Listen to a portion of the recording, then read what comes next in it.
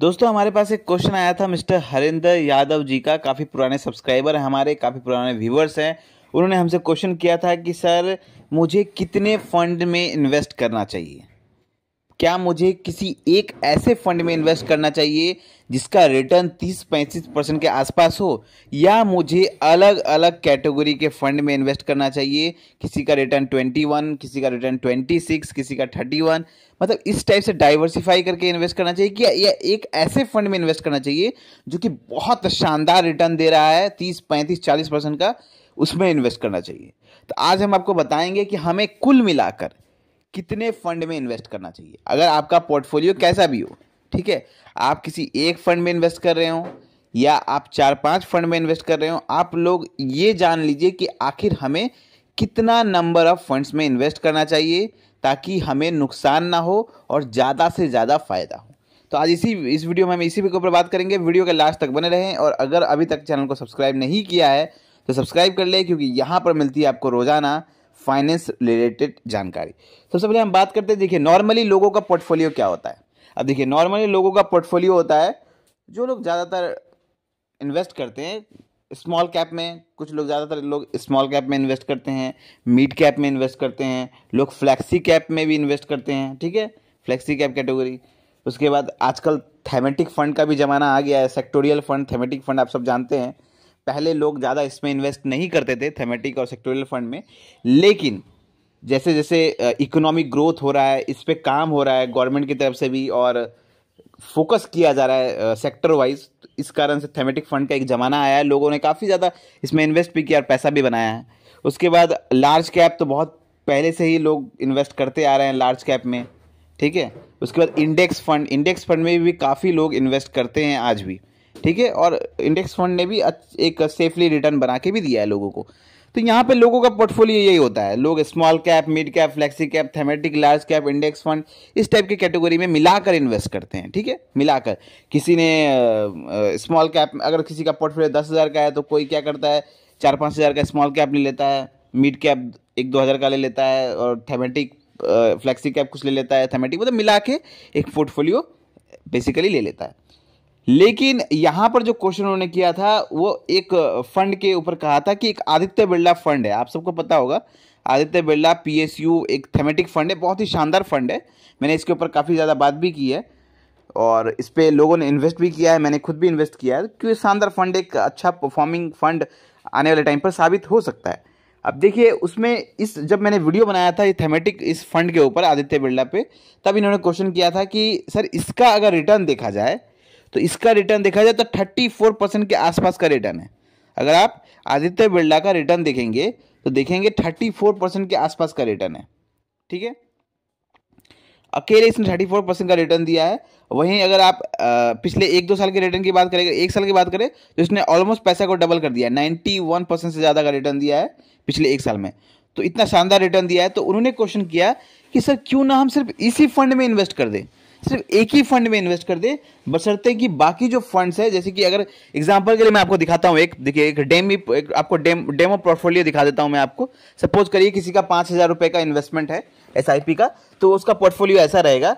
Canada रोबोको में उसने 2,000 रुपये इन्वेस्ट कर दिया, मोतीलाल ओसवाल मिड कैप में उसने 1,500 रुपये इन्वेस्ट कर दिया, पराग पारिक फ्लैक्सी कैप में उसने 1,000 रुपये इन्वेस्ट कर दिया, और आजकल थेमेटिक फंड का जमाना है तो एक और SBI PSU, इसमें इसने 500 रुपये का इन्वेस्ट कर दिया।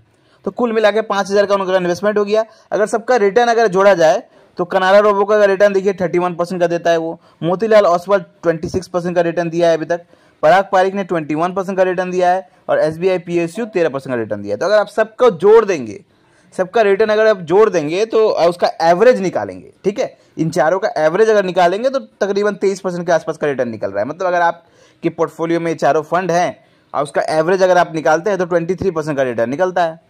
वहीं पर अगर आदित्य बिरला का रिटर्न देखेंगे तो देखिए वो 34% का रिटर्न दे रहा है अकेले। तो अकेले 34% का एवरेज रिटर्न दे रहा है, और ये 4 फंड मिला के एवरेज रिटर्न आपको दे रहे हैं 23% का। तो इसीलिए लोगों के, जो नॉर्मल लोग हैं, उनके मन में यही आएगा, अरे वो तो अकेला इतना रिटर्न दे रहा है, आदित्य बिरला अकेले इतना बड़ा रिटर्न दे रहा है, तो क्यों ना हम सारा का सारा पैसा उसी में इन्वेस्ट कर दे, क्यों हम अपना मनी को डाइवर्सिफाई करें, क्यों हम स्मॉल कैप में डालें, क्यों हम मिड कैप में डालें, क्यों हम फ्लेक्सी कैप में डालें, क्यों हम थेमेटिक फंड में डालें, क्यों हम डिवाइड करके लगाएं, क्यों ना हम एक ही फंड में डाल दें जो ज़्यादा रिटर्न दे रहा है। तो यही उनका सवाल था। तो हम आपको बताते हैं, देखिए ये एक गलत धारणा है कि अगर आप एक ही फंड में इन्वेस्ट कर देंगे तो आपको ज़्यादा रिटर्न मिलेगा। गलत धारणा कैसे है मैं आपको बताता हूँ। देखिए सपोज करिए आपने किसी ने इन चारों फंड में डाइवर्सिफाई करके पैसा लगाया, ठीक है, और किसी ने अकेला आदित्य बिरला में फंड लगा दिया, आदित्य बिरला PSU जो थेमेटिक फंड है उसमें पैसा लगा दिया 5,000। अब पहली बात तो ये कि आदित्य बिरला जो फंड है वो ज़्यादा पुराना नहीं है, 2020 से आया हुआ मार्केट में, सिर्फ 4 साल पुराना फंड है। तो सिर्फ 4 साल पुराने फंड पे अपना पूरा का पूरा पैसा लगाना एक बेवकूफ़ी होगी। दूसरी बात आपने ध्यान दिया होगा, अगर आप वॉरेन बफेट को जानते हैं, बहुत बड़े इन्वेस्टर है, बहुत बड़े, दुनिया के सबसे बड़े इन्वेस्टर माने जाते हैं वो। उन्होंने बहुत बड़े बड़े कंपनीज में पैसा लगाया हुआ है और काफ़ी ज़्यादा पैसा वो सिर्फ इन्वेस्टमेंट से कमाते हैं, ट्रेडिंग नहीं करते, सिर्फ इन्वेस्टमेंट से लॉन्ग टर्म इन्वेस्टर करते हैं और दुनिया के सबसे बड़े इन्वेस्टर कहे जाते हैं वॉरेन बफेट। अब वॉरेन बफेट ने एक बात कही थी कि don't keep all your apple in one basket, ठीक है, don't keep all your apple in one basket. इसका कहने का मतलब है कि सारे के सारे अपने फल एक ही टोकरी में ना रखें। क्यों? क्योंकि अगर एक फल भी खराब होता है तो बाकी फल पे भी असर पड़ेगा और आपका यहां पर नुकसान देखने को मिल सकता है। इसका कहने का मतलब यह है, इन्वेस्टमेंट से रिलेटेड उन्होंने कहा था कि सारा का सारा पैसा आप एक ही शेयर में, एक ही कंपनी के शेयर में हो या एक ही म्यूचुअल फंड में ना डालें।